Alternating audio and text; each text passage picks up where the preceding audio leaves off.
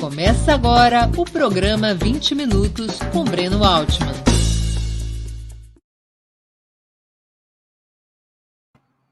Bom dia. Hoje é 9 de março de 2022. Estamos dando início a mais uma edição do programa 20 Minutos. Nosso entrevistado será Juliano Medeiros, presidente nacional do PSOL. Antes de começarmos, quero pedir um pouquinho de paciência para o nosso recado comercial.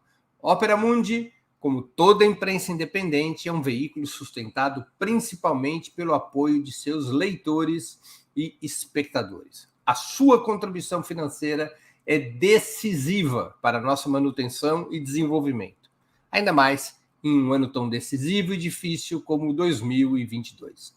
Há 5 formas possíveis de contribuição. A primeira delas, você pode se tornar assinante solidário do Opera Mundi em nosso site com uma colaboração mensal permanente. Basta acessar o endereço operamundi.com.br/apoio. operamundi.com.br/apoio. Segunda forma de contribuição, você pode se tornar membro pagante de nosso canal no YouTube. Basta clicar na opção Seja Membro em nosso canal nessa plataforma. Está diante dos seus olhos neste momento e escolher um dos valores do nosso cardápio de opções. Terceira forma de contribuição. Durante a transmissão de nossos vídeos, você poderá contribuir com o Super Chat ou o Super Sticker. Normalmente, apenas as perguntas acompanhadas pelo Super Chat ou feitas por membros pagantes de nosso canal no YouTube são lidas e respondidas durante os programas ao vivo.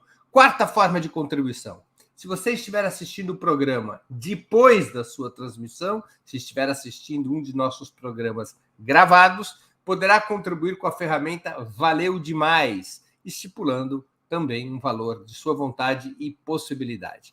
Quinta forma de contribuição. A qualquer momento, você poderá fazer um Pix para a conta de Opera Mundi, de qualquer valor que julgue adequado. Nossa chave nessa modalidade, nossa chave no Pix é apoie@operamundi.com.br. Vou repetir, apoie@operamundi.com.br. A nossa razão social é Última Instância Editorial Limitada. Além dessas 5 formas de colaboração, lembre-se sempre de dar like, clicar no sininho e compartilhar nossos programas. São ações que aumentam nossa audiência e engajamento, ampliando também nossa receita publicitária, tanto no site quanto no YouTube. Opera Mundi não é uma igreja evangélica, mas nós também dependemos do dízimo que nossos leitores e espectadores aportam para a manutenção e o desenvolvimento do nosso projeto jornalístico. Bom dia, Juliano. Muito obrigado por aceitar nosso convite. Uma honra ter sua presença no 20 Minutos. Bom dia, Breno. Prazer estar com você também mais uma vez aqui na Opera Mundi. E importante aí o recado para colaborar com a imprensa, a mídia independente, ainda mais agora, né? Com esse tema da guerra da Ucrânia, da Rússia, a importância de ter veículos que tragam outros pontos de vista. Muito bacana. Juliano, o PSOL caminha para apoiar Lula já no primeiro turno das eleições presidenciais, mesmo com a hipótese de Geraldo Alckmin como candidato a vice-presidente? Breno, a gente acabou agora há pouco, aliás, o Opera Mundi é o primeiro veículo com o qual estou falando, a primeira reunião entre a comissão formada pelo PSOL, eu, Guilherme Boulos, nossa deputada federal Talíria Petroni, e a comissão delegada pelo PT, com a presidenta Gleisi Hoffmann, o deputado Paulo Teixeira, o deputado Zé Guimarães. A gente fez agora há pouco essa reunião aqui em Brasília, para começar a discutir a possibilidade dessa unidade. Para nós do PSOL, são 3 os temas que estão na mesa. O primeiro é, obviamente, o tema da unidade em torno de um programa, de uma série de propostas, de saídas para enfrentar a crise que o Brasil vive. Ninguém vai dar cheque em branco para ninguém, para nenhum candidato, por mais importante que ele seja.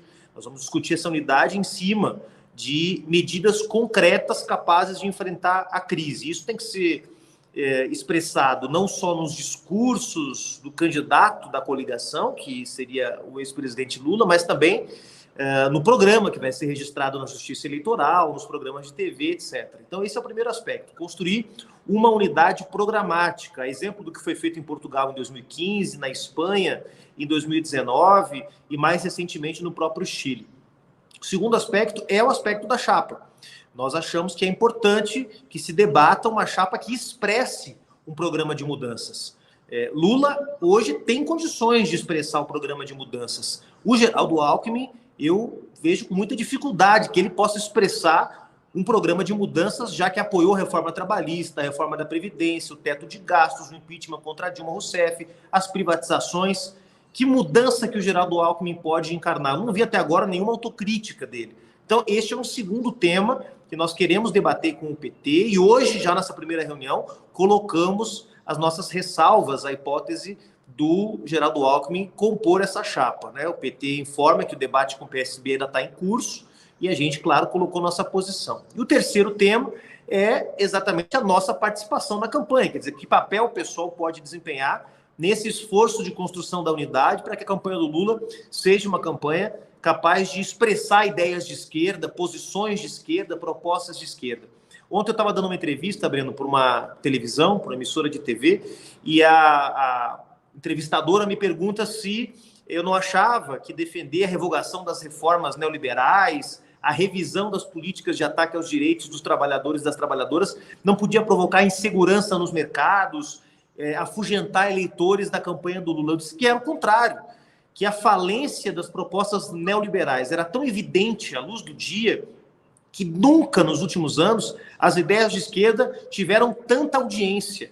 Defender direitos sociais, defender maior presença do Estado no combate às desigualdades, defender uma outra política econômica, hoje tem uma audiência que não tem talvez nos últimos 20 anos.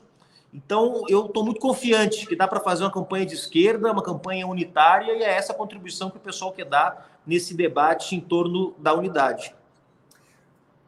Se ao fim e ao cabo Alckmin for o vice de Lula, isso é um fator impeditivo para que o PSOL apoie Lula no primeiro turno? Quem vai decidir isso, Breno, é a nossa conferência eleitoral, que está marcada para o dia 30 de abril. Né? Ela é formada pelos membros do nosso Diretório Nacional. Eu não tenho como antecipar como é que a conferência eleitoral vai perceber esse movimento. Vai ser certamente um dos fatores que vai ser levado em conta. Digamos, o Alckmin é vice do Lula. Os elementos programáticos que são caros para o PSOL não foram incorporados à agenda do programa de governo.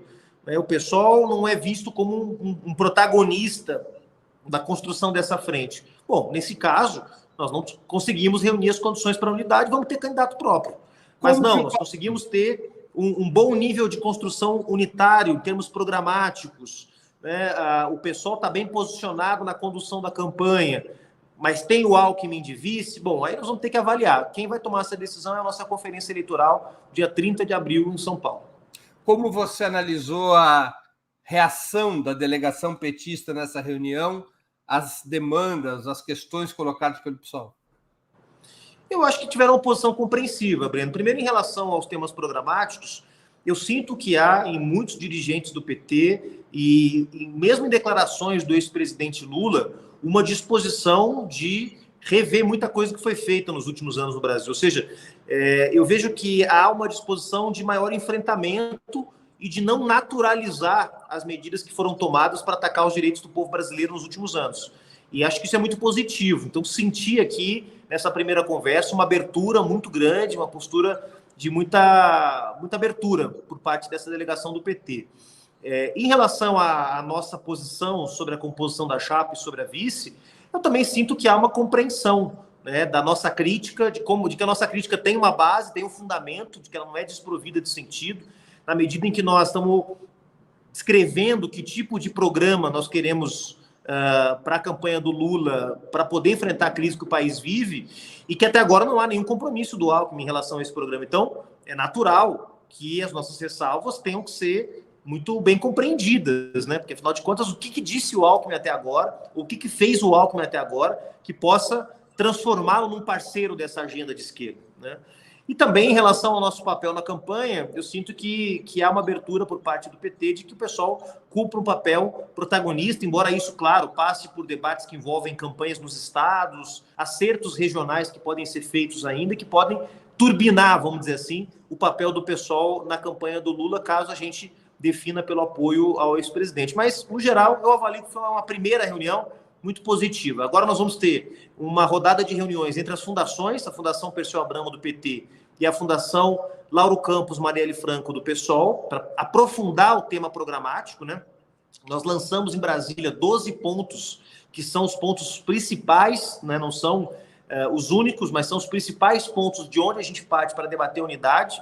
E a nossa ideia é que as fundações agora comecem a reunir. Nós vamos também fazer reuniões paralelas para discutir o tema dos estados, né? Como é que a gente pode desatar alguns nós que ainda estão colocados aí. E, obviamente, vamos acompanhando a evolução do tema da montagem da chapa nas próximas semanas, para também levar isso em conta no momento da nossa definição. Juliano, o PSOL, você mesmo acabou de dizer, apresentou medidas programáticas fundamentais. Quais seriam essas medidas? Bom, são, nesse plano inicial, 12, tá? Mas eu quero destacar 3 delas, Breno, que a gente tem destacado, inclusive, em todas as conversas, entrevistas, sempre que a gente tem oportunidade, que são, na minha avaliação, as 3 mais importantes e que podem fazer com que este governo das esquerdas seja efetivamente um governo, uma experiência superior em termos de enfrentamento ao neoliberalismo, em comparação com os 13 anos de governos de composição entre o PT e partidos do campo do centro, centro-direita, entre 2003 e 2016. A primeira delas é justamente a reversão das medidas que foram tomadas depois do golpe de 2016. Ou seja, nós precisamos superar o legado do golpe. O golpe foi feito para implementar no Brasil uma agenda que foi derrotada nas urnas em 2014 e que passava pelas reformas neoliberais das leis trabalhistas, pela reforma da Previdência, pelo teto de gastos, pelo estrangulamento fiscal do Estado brasileiro para inviabilizar a possibilidade do Estado de agir efetivamente como um ator importante do desenvolvimento. Então, precisa rever toda essa parafernália que foi imposta ao povo brasileiro e às instituições desde 2016. Esse é um aspecto fundamental e eu tenho percebido que esse aspecto tem aí uma abertura por parte do PT, do próprio presidente Lula, porque efetivamente tudo que foi prometido por essas reformas, fazer a reforma da Previdência para sobrar dinheiro no Estado para poder investir, fazer a reforma trabalhista para poder gerar empregos, congelar os investimentos públicos através do teto de gastos para poder investir mais em serviços públicos. Nada do que foi prometido foi entregue. Então, deu errado a agenda de reformas neoliberais, elas precisam ser revistas. O segundo aspecto, nós precisamos de uma agenda muito firme de combate à crise climática. A crise climática não é papo de acadêmico, a crise climática não é um problema de ambientalista, a crise climática é uma emergência global, que se não for enfrentada pelos grandes países, e o Brasil, apesar da sua crise, apesar da tragédia que nós estamos vivendo com o governo Bolsonaro, é um dos grandes atores da política mundial. Então, o Brasil tem que dar uma contribuição decisiva para combater o desmatamento, a emissão de gases de efeito estufa, para propor para a humanidade um novo modelo de desenvolvimento, para enfrentar os efeitos danosos deste modelo predatório, que é o modelo da globalização neoliberal. E o terceiro aspecto que quero ressaltar, Breno, tem a ver com mudar a natureza do financiamento do Estado brasileiro. O Brasil é um país rico, é um país que produz muita riqueza. Essa riqueza, ela deveria, parte dela, ir para o Estado para ser redistribuída e combater as desigualdades sociais. O que acontece é que o Estado arrecada mal, porque arrecada dos mais pobres e da classe média, enquanto mantém intocados os bilionários. Com isso, nós temos um Estado subfinanciado e legitimamos no dia a dia a narrativa dos neoliberais de que o problema é que o Estado não tem dinheiro. O problema é que ele arrecada mal e arrecada muito mais em cima dos pobres e da classe média. Então, nós precisamos de uma reforma tributária profunda, que taxe os super ricos, que taxe os bilionários, que desonere o consumo e o mundo do trabalho, que desonere, portanto, as famílias brasileiras e que cobre dos grandes bilionários que continuam isentos, né? Nesse escárnio que é o sistema tributário brasileiro, um dos únicos 2 países do mundo que não cobram nenhum tipo de imposto sobre lucros e dividendos, uma tabela de imposto de renda totalmente regressivo, ou seja, um negócio completamente insustentável. E também tenho visto, da parte do presidente Lula, uma abertura em relação a essa agenda. Então, esses 3 pontos são pontos que simbolizam muito o que nós acreditamos que tem que ser uma agenda de combate ao neoliberalismo. Combate ao neoliberalismo no que diz respeito ao financiamento do Estado, combate ao neoliberalismo, porque financiando melhor o Estado, você combate melhor a desigualdade econômica e social. Então, uma agenda de combate ao neoliberalismo, revogando as medidas que foram tomadas desde o golpe de 2016, portanto, derrotando uma agenda de ataque aos direitos sociais e enfrentamento ao neoliberalismo no que diz respeito a esse modelo predatório que vai levar o Brasil e o mundo a uma catástrofe sem precedentes se não for combatido com a máxima urgência. Juliano, você disse que o PSOL tomará uma posição na conferência eleitoral marcada para 30 de abril. Há risco de divisão no PSOL, do setor mais crítico à aliança com o PT, romper com o partido? Não acho, Breno. Não acho que isso possa acontecer. Hoje há uma divisão interna, isso é público e, a rigor, não é um problema, né? Assim como no PT há um debate hoje sobre a conveniência de ter o Alckmin ou não como vice, no PSOL também há um debate sobre a conveniência de ter ou não ter uma candidatura própria no primeiro turno. E vou dizer mais, eu acho que são posições legítimas. É legítima a posição dos companheiros e companheiras que acham que é importante o pessoal ter sua própria candidatura para apresentar suas ideias no debate público no primeiro turno. E, obviamente, como é a minha posição, também considero legítimo que essas ideias sejam apresentadas no processo de construção da unidade em torno da candidatura do Lula. Então, hoje há um debate no PSOL, há 2 posições, e essas posições estão em discussão dentro do partido, mas eu não acredito que possa haver nenhum tipo de dissidência, nenhum tipo de defecção, não. A impressão que eu tenho é que esse debate está sendo feito de forma muito transparente, de forma muito respeitosa pelos atores envolvidos. Não acho que essa seja uma ameaça para o pessoal, não. Juliano, o PSOL apresentou candidaturas próprias desde a sua fundação. 2006, 2010, 2014 e mesmo 2018, quando foi o embate contra Bolsonaro com Lula já preso. O que mudou agora para ter força essa hipótese de apoiar o Lula no primeiro turno? Eu acho que tem 2 aspectos principais, Breno. O primeiro é a violência da agenda da burguesia brasileira, das elites brasileiras com o Bolsonaro nos últimos 4 anos. Nós vivemos uma situação onde, para além de tudo que tinha sido feito já pelo governo golpista do Michel Temer, a reforma trabalhista, a lei das terceirizações, a mudança de exploração do pré-sal, uma série de ajustes institucionais que foram feitos para poder enfraquecer o papel do Estado, o teto de gastos, que nós já mencionamos aqui, a agenda do Bolsonaro ela é ainda mais violenta. E nós não conseguimos, ao longo desses 3 anos, claro que teve a pandemia, e isso, claro, foi um fator absolutamente imprevisível, mas nós não conseguimos, com a força da mobilização social, dos setores populares, das esquerdas, interditar essa agenda. Como é que a gente podia interditar essa agenda? Tirando o Bolsonaro, promovendo o impeachment ou viabilizando, através da pressão sobre o TSE, a cassação da chapa do Bolsonaro, do Mourão, que cometeu uma infinidade de crimes eleitorais em 2018.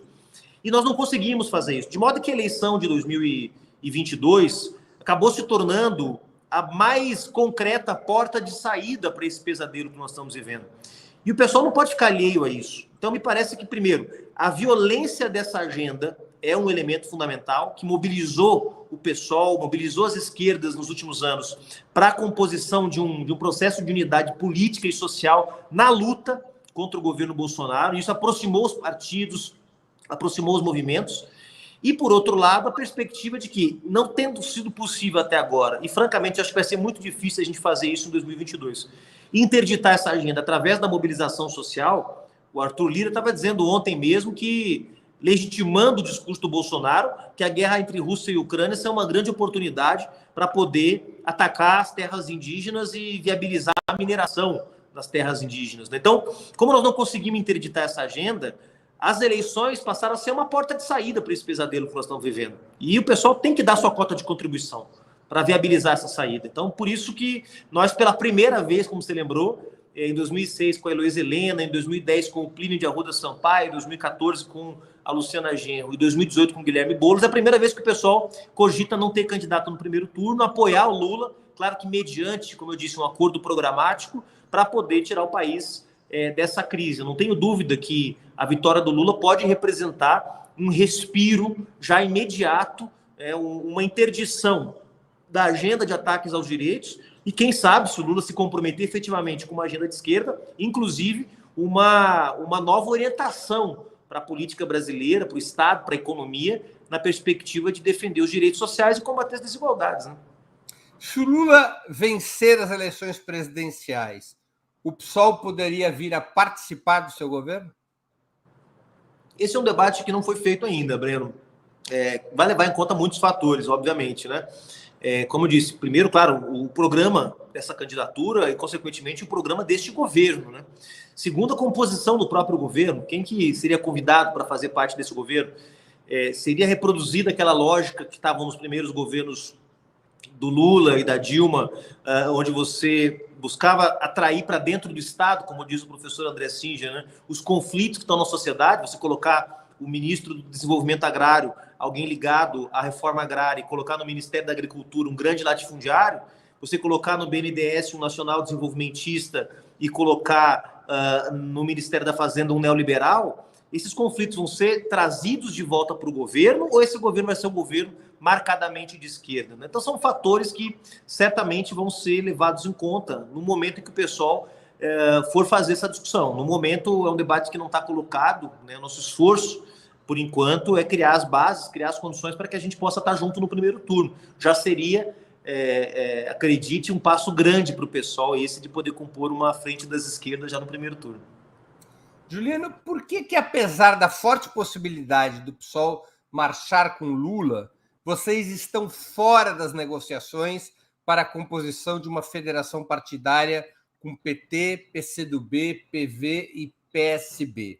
Construir uma federação com a Rede, como tem sido noticiado pela imprensa, a Rede de Marina Silva e Heloísa Helena, conhecidas por uma rivalidade furiosa com o PT e com Lula, incluindo o apoio ao golpe de 16 e à Operação Lava Jato. Não seria dormir com o inimigo? Não, eu diria até que, desse ponto de vista, a federação que o PT está fazendo é até mais delicada, porque o PSB e o PV também votaram a favor do impeachment, são partidos muito maiores, né? E, portanto, tiveram um papel muito mais relevante no apoio à Lava Jato e no golpe contra a Dilma do que a própria Rede. A Rede, aliás, naquele episódio, na Câmara dos Deputados, se dividiu, 2 parlamentares votaram a favor do impeachment e 2 votaram contra. O partido não fechou questão naquela oportunidade. E no Senado, Randolph votou contra o impeachment da Dilma em 2016, né? E é com ele também que nós temos conversado, além, claro, das conversas mais institucionais que nós temos tido com a própria Heloísa Helena. Mas respondendo a tua pergunta, Breno, bem objetivamente. Primeiro, nós abrimos um processo de debate com o PCdoB e com a Rede, que foram os 2 partidos que nos procuraram oficialmente para dialogar sobre a hipótese de uma federação. O PCdoB acabou apostando numa outra hipótese, que essa hipótese da federação com PSB e com PT, que pelo que me consta não deve acontecer, a federação PSB e PT, restando uma federação, portanto PT, PCdoB e PV, né? Para nós, nesse momento, não haveriam condições políticas dentro do pessoal para fazer um processo dessa natureza, que é muito complexo, né, com um partido que é muito maior do pessoal, né? O PT hoje tem 55 deputados federais, né, elegeu 55, 56, o pessoal elegeu 10, né, o PT tem mais de 1,5 milhão de filiados, o pessoal tem 250 mil, então há uma desproporção muito grande. E ajustar isso para que a gente viabilizasse uma federação já para as eleições desse ano, eu avalio, e nós na direção do pessoal, que não seria possível. Com a Rede nós temos conversado. Me parece que a Rede tem dado passos muito firmes em direção a essa tática que nós temos defendido de construção de uma unidade das esquerdas para derrotar o Bolsonaro. Pelo que me consta, já há, inclusive, hoje uma maioria na Rede a favor do apoio à campanha, à candidatura do ex-presidente Lula. Embora, muito provavelmente, eles não vão aprovar isso na Rede, porque por uma questão de manutenção da unidade interna, mas já há na Rede um debate avançado em boa parte dos seus quadros, inclusive regionais, que aponta o apoio à candidatura do ex-presidente Lula. E a Rede sabe que numa federação com o PSOL sendo bem maior do que a Rede, essa federação, caso o PSOL decida pelo apoio à candidatura do Lula, essa federação estará coligada com o PT. E, portanto, a Rede também estará coligada com o PT. Isso está muito muito já debatido entre nós e essas cartas estão totalmente na mesa. E mesmo assim, a rede está disposta a fazer a federação com o PSOL. De modo que eu acho que aqui essa fase em que a rede expressava de alguma forma um antipetismo de esquerda, se é que é possível falar esse termo, né? Ela está superada, né? E ainda que haja, evidentemente, ressentimentos que precisam ser resolvidos, né? Me parece que nós estamos caminhando bem aí para que a rede cumpra um papel bem importante na luta para a derrota do Bolsonaro e, portanto, estamos apostando nesse debate da federação com eles, que eu também não tenho certeza que vai dar certo, nós estamos ainda no meio da discussão, tem muita coisa ainda para acertar, para ajustar, mas acho que todos os sinais que foram dados aí nos últimos meses, Breno, apontam para uma proximidade da rede com esse nosso campo aqui dos partidos da esquerda socialista. Antes de continuarmos, gostaria de anunciar o 20 Minutos Análise de amanhã, 10 de março, às 11 horas. O tema: A Guerra na Ucrânia, um roteiro passo a passo. Eu irei apresentar um resumo dos principais acontecimentos e disputas desde a dissolução da União Soviética em 1991, que levaram ao atual conflito na Ucrânia. Eu vou tentar oferecer uma linha do tempo que se contrapõe ao massacre informativo oferecido pela maioria dos veículos da imprensa ocidental. Aproveito também para pedir novamente que vocês contribuam financeiramente com o nosso projeto. Lembrem-se, há 5 formas de fazê-lo. A primeira é a assinatura solidária em nosso site, operamundi.com.br/apoio. Eu repito, operamundi.com.br/apoio. A segunda é se tornando membro pagante de nosso canal no YouTube. A terceira é contribuindo agora mesmo com Super Chat ou Super Sticker. A quarta é através da ferramenta Valeu Demais, quando assistirem nossos programas gravados. A quinta é através do Pix. Nossa chave no Pix é apoie@operamundi.com.br. Repito, apoie@operamundi.com.br. E nossa razão social é Última Instância Editorial Limitada. Juliano, Guilherme Boulos será candidato a governador de São Paulo ou o PSOL buscará um pacto com o PT e até com o PSB no Estado, dando prioridade à disputa para a Câmara dos Deputados? Guilherme Boulos é candidatíssimo ao governo, essa é a decisão do Congresso do PSOL de São Paulo. Agora, não há dúvida, Breno, deu uma cortadinha aqui na minha câmera. Agora, não há dúvida, Breno, que a gente está sempre aberto ao diálogo. Estamos abertos a dialogar para pensar as hipóteses de construção da unidade em São Paulo. Seria uma incoerência que o pessoal falasse tanto de unidade no plano nacional e tivesse fechado em copas para discutir a unidade do Estado de São Paulo. Então, obviamente, a nossa direção em São Paulo vai conduzir esse processo. Nosso presidente João Paulo Rilo tem tido muito cuidado para não fechar as portas, não implodir pontes, né, para manter o diálogo com os partidos de esquerda em São Paulo, o PCdoB, o PT, o PSB um pouco mais distante a nossa relação, porque o PSB em São Paulo durante muito tempo foi fiador do apoio ao tucanato, né, o Márcio França, inclusive, chegando a ser vice do PSDB, vice-governador e governador. Então é uma relação um pouco mais difícil, mas o pessoal está aberto a discutir hipóteses, vamos dizer assim, para a construção da unidade. Mas nesse momento não há nenhum debate dentro do pessoal sobre a retirada da candidatura do Guilherme Boulos, sobre um reposicionamento, embora, obviamente, seja muito importante para a gente ampliar nossa representação na Câmara dos Deputados, na Assembleia Legislativa. Aliás, estou muito otimista de que o pessoal vai aumentar a sua representação, como aumentou na Câmara de Vereadores, pulou de 2 vereadores para 6 na capital, e tem hoje 4 deputadas estaduais, 3 deputados federais. Estou muito otimista que a gente vai aumentar essa representação, e acho que a campanha do Guilherme pode, inclusive, ajudar bastante nesse sentido. Eu entendo, claro, que há um apelo também dos eleitores progressistas em torno da unidade, isso é natural, nós temos que dialogar com esses sentimentos, sabe, Breno? Seja aqueles que acham que a unidade tem que ser construída em torno do Haddad, seja aqueles que acham que a unidade tem que ser construída em torno do Boulos, em torno do Márcio França, não tenho visto tanta gente defendendo isso assim, mas acho que tem que ser tratada essa expectativa de construção da unidade com muito respeito, sabe? E também, claro, respeitar as postulações que estão colocadas. Imagina se o PT, do tamanho que é no estado de São Paulo, e o meu amigo Fernando Haddad, do tamanho que é, especialmente depois de ter sido candidato que foi para o segundo turno contra o Bolsonaro em 2018, se alguém vai dizer que o PT não tem direito de lançar um candidato ou de postular ele próprio a condição de liderar essa frente. Imagina se alguém vai dizer para o PSOL, que tem uma candidatura como a do Guilherme Boulos, que foi para o segundo turno na capital 2 anos atrás, que o PSOL não tem o direito de postular a liderança dessa unidade. Então, eu acho que é legítimo que os partidos coloquem os seus nomes na roda. O momento é esse mesmo, é que cada um defina a sua posição de afirmação nesse momento, sem romper pontes, sem implodir diálogos entre nós, para que, quem sabe, lá na frente possa haver algum tipo de reavaliação. Mas, nesse momento, não há nenhum debate colocado em torno da hipótese de uma composição unitária em São Paulo, não. Juliano, ao contrário do PT, que soltou uma nota relativamente neutra sobre o conflito militar na Ucrânia, clamando por paz e diplomacia, o PSOL condenou abertamente a ação militar russa. Por quê?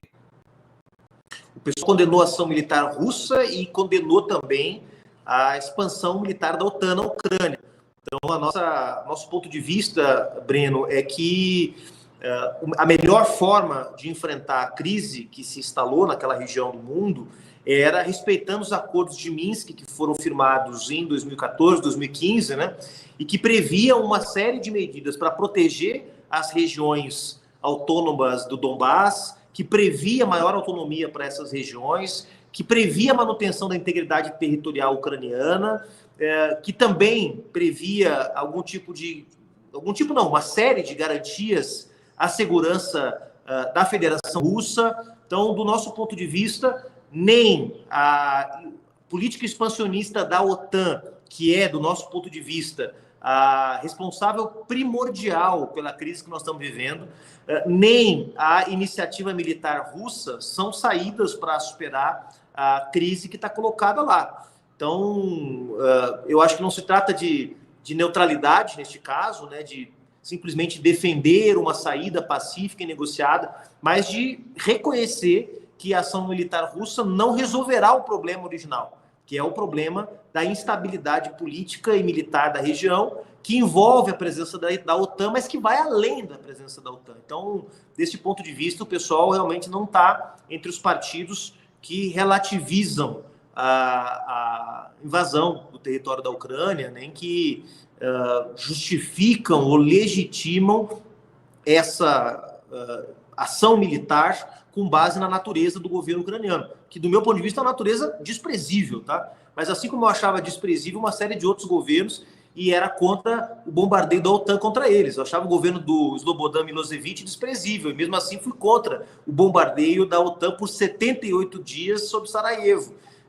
Achava o governo do Muammar Gaddafi, ou pelo menos na sua etapa final, um governo totalmente degenerado, mas fui contra também a exclusão do espaço aéreo da OTAN, que permitiu que a Líbia virasse a terra de ninguém que virou. E, obviamente, sou contra a invasão russa. Portanto, a nossa reivindicação, vamos dizer assim, é que se possa pensar uma saída para essa crise a partir da preservação dos acordos de Minsk, que foram desrespeitados por todas as partes. A Rússia desrespeitou elementos que estavam nos acordos de Minsk, a Ucrânia também, a expansão militar da OTAN nem se fala, e acho que o ideal seria uma saída diplomática. O argumento de Moscou não diz respeito ao governo do Zelensky. Hoje mesmo, a chancelaria russa disse que não reivindica a mudança do governo, mas alega que, se não fosse ação militar, poderia ser tarde demais e a Ucrânia seria incorporada à OTAN e passaria a poder servir como uma base militar da Aliança Atlântica Ocidental contra a Rússia. Eles classificam sua ação militar como defensiva, embora preventiva. Você acha que esse argumento não é adequado? Bom, aí nós estamos falando em termos de história contrafactual, né, Breno? Se eu não tivesse agido, teria acontecido outra coisa, né? Em termos da argumentação, eu acho que é uma argumentação válida, né? E justificadora, legitimadora da ação militar russa. A verdade é que nós nunca saberemos, né? Nós nunca saberemos se, sem a ação militar russa, realmente a OTAN levaria a sua expansão militar predatória e expansionista até a Ucrânia, né? Então, eu acho que é um argumento que, claro, na guerra de versões que está posta, pode ser considerado legítima, né? Mas é isso, nós nunca saberemos se de fato... E como você bem sabe, melhor do que eu, você que é um estudioso dos conflitos militares, todo agressor legitima a sua agressão como uma medida defensiva, né? Sempre é para proteger alguém. Então, para proteger os kosovares em 99, 78 dias de bombardeio da OTAN sobre a Sérvia, né? Para proteger os rebeldes de Benghazi, zona aérea de exclusão da Líbia. Então, toda agressão militar é justificada, podemos ir até a Segunda Guerra Mundial, né, legitimando as agressões militares como sempre defensivas, né? Acho que é um argumento de Moscou. Eu acho que o importante, Breno, eu tenho tentado evitar, e acho que boa parte do pessoal também, embora você saiba, o pessoal parte de tendências, né? E essas tendências mantêm suas relações internacionais, mantêm suas formulações sobre política internacional. O pessoal tem muitos militantes trotskistas, não é o meu caso, mas esses militantes trotskistas vêm de uma tradição de forte internacionalismo, né? Então, nossos amigos, por exemplo, Valério Arcari e tantos outros, né, com uma formulação muito importante sobre os temas internacionais, mas tenho visto que, em geral, o pessoal tem tentado evitar essa tendência ao fla-flu, vamos dizer assim, né? Que a grande imprensa tenta impor o tempo todo, né? Dizendo que a Rússia é a expressão do mal, do atraso e do autoritarismo, né? Como se a Ucrânia fosse um país das liberdades, né? Que é uma coisa meio ridícula. E, por outro lado, uma reação de parte da esquerda que eu acho também absolutamente injustificável, que é de relativizar crimes que estão sendo cometidos pelo governo da Rússia, em particular contra os ativistas que estão se manifestando contra a guerra, né, e os veículos de comunicação, que eu acho que são injustificáveis para socialistas democráticos no século XXI legitimarem prisão de manifestantes que lutam contra a guerra, né? Então, eu acho que nem tanto ao céu, nem tanto à terra, né? Acho que é importante achar uma posição de equilíbrio para manter a coerência dos socialistas em defesa dos interesses dos trabalhadores, tanto da Ucrânia quanto da Rússia. A luta contra o sistema imperialista liderado pelos Estados Unidos deveria continuar a ser o fio condutor da esquerda mundial? Ou essa pedra angular, como defendeu o presidente eleito do Chile, Gabriel Boric, deveria ser substituída pela defesa dos direitos humanos e da democracia? Não, eu continuo achando, Breno, que a luta contra o imperialismo é um dos elementos centrais da esquerda no século XXI. E por uma razão, porque o imperialismo segue sendo um ator determinante na dinâmica da exploração, da dominação capitalistas em todo o planeta.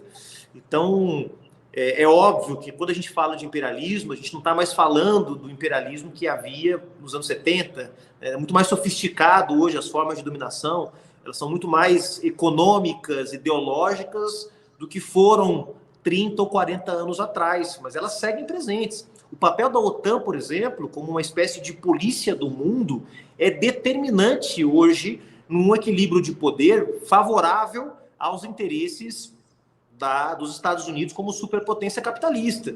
A OTAN deveria deixar de existir. E a reivindicação pelo fim da OTAN é uma reivindicação essencialmente anti-imperialista.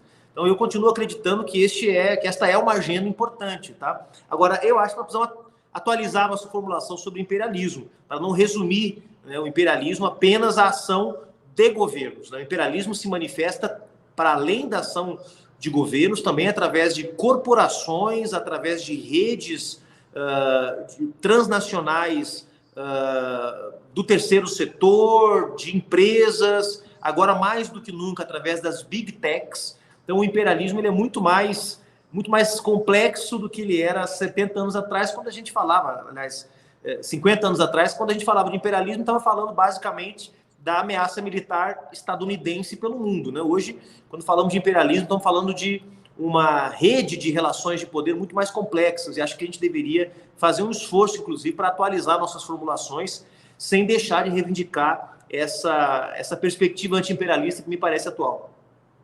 Juliano, estamos chegando ao fim da nossa conversa e eu queria te fazer duas perguntas que sempre faço aos nossos convidados e convidadas antes das despedidas. A primeira, qual livro você gostaria de sugerir aos nossos espectadores? A segunda, qual filme ou série poderia indicar a quem nos acompanha? Boa, Breno. Livro, vou falar de um livro que eu li na pandemia, certo? Que você conhece muito bem e que, lamentavelmente, o seu autor tem sido vítima dessa russofobia que está sendo disseminada. E eu fiquei sabendo que até o Strogonoff está sendo cancelado, entre aspas. É verdade, num bar aqui de São Paulo. É uma loucura. É um negócio ridículo, né? Então, eu, durante a pandemia, eu tinha comprado... E, aliás, o Strogonoff brasileiro não tem nada a ver com o Strogonoff da Rússia. Exatamente. Não, e daqui a pouco, cara, sei lá, o que vai ser a próxima coisa que vão fechar o Balé Bolshoi lá em Joinville? Entendeu? Aonde que isso vai parar, né? Você viu que o curso do Dostoiévski na Universidade de Milão foi suspenso, umas coisas assim sem pé nem cabeça. Então, eu quero sugerir Dostoiévski. Leiam Dostoiévski. Este é um dos maiores gênios da literatura mundial. E eu li Crime e Castigo, inclusive essa mesma edição que está na tela aí, da editora 34. A tradução é muito boa. A tradução primorosa, uma tradução primorosa, emocionante, tá? Então, minha sugestão, Crime e Castigo, são agradabilíssimas 800 páginas, ou 700 e tantas páginas, que você lê e não consegue parar, né? Uma espécie de romance policial. É um romance policial, mas também, ao mesmo tempo, um romance psicológico, né? Uma coisa realmente muito impressionante. Pensar que isso foi escrito há 150 anos atrás, né? É uma coisa realmente de arrepiar. Então, olha o Valério Arcari aí, meu querido amigo. Um abraço, Valério. Juliano, eu conheço o Valério antes de você nascer.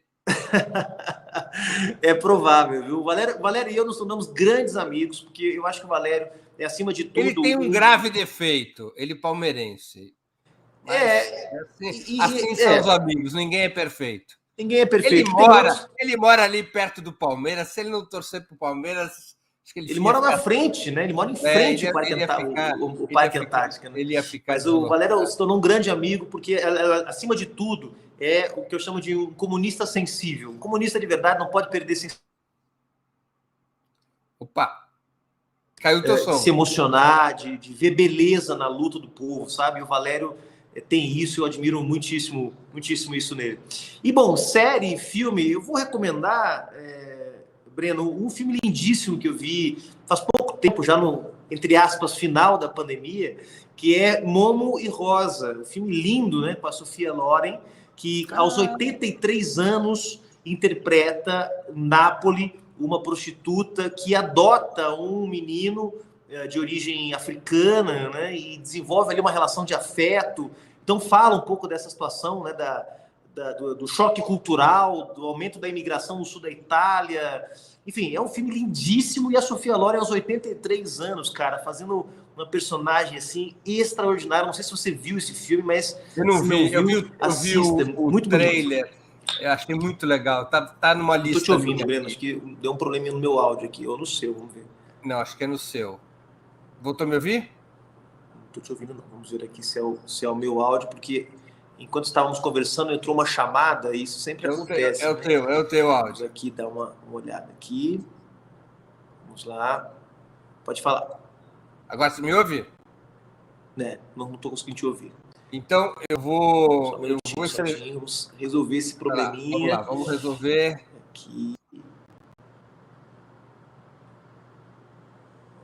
iPhone. Eu não sou exatamente um gênio da tecnologia. Talvez é melhor sair e voltar, Juliano. Não te ouço, Breno, perdão. Eu vou pedir aqui para a produção, entre em contato a produção com ele, para ele sair e voltar, por favor. Pronto. A gente já vai retornar o Juliano para as despedidas e para ele indicar. Ele indicou um filme com a Sophia Loren. Vamos ver se ele tem alguma outra sugestão de série, e a gente se despede do Juliano dessa ótima entrevista que ele concedeu aqui no 20 Minutos. Vamos aqui aguardar o retorno do Juliano, ele está voltando. E agora? Agora, perfeito. Perfeitamente. Então, o filme que você sugeriu foi o filme com a Sophia Loren, o último filme, o filme mais recente com a Sophia Loren, uma das grandes atrizes dos últimos 100 anos, inesquecível em todos os papéis que já fez. Alguma série para sugerir? Puxa, como nós estamos na semana do 8 de março, Made, que é uma série americana excelente que fala sobre violência de gênero, né? E como isso como é difícil para as mulheres que sofrem diferentes formas de violência enfrentarem isso, né? Mesmo numa sociedade supostamente mais inclusiva do que a nossa. E é uma bela série que eu recomendo aí, especialmente por descrever muito bem aí essa luta das mulheres por reconhecimento por espaço. No Netflix. Isso. Perfeito. Juliano, eu queria agradecer muito pelo teu tempo e por essa conversa tão interessante e informativa. Muito obrigado. Obrigado, Breno. Foi um prazer. Espero que a gente possa tomar aquele cafezinho em breve. E parabéns aí pelo trabalho na Opera Mundi, um espaço fundamental para a gente seguir pensando as saídas para o Brasil e para o mundo. Valeu, um abraço. Até logo, Juliano. Também agradeço a todos e todas que assistiram esse programa, em especial aqueles que contribuíram financeiramente para o nosso site e para o canal de Opera Mundi no YouTube. Sem vocês, nosso trabalho não seria possível e não faria sentido. Um grande abraço a todos e a todas. Para assistir novamente esse programa e a outras edições dos programas 20 Minutos, se inscreva no canal do Opera Mundi no YouTube. Curta e compartilhe nossos vídeos, deixe seus comentários. O jornalismo de Opera Mundi é mantido com o seu apoio. Faça uma assinatura solidária em www.operamundi.com.br. Com um pequeno valor mensal, você nos ajuda no desenvolvimento de um jornalismo independente e de qualidade. Obrigado pela audiência e até a próxima.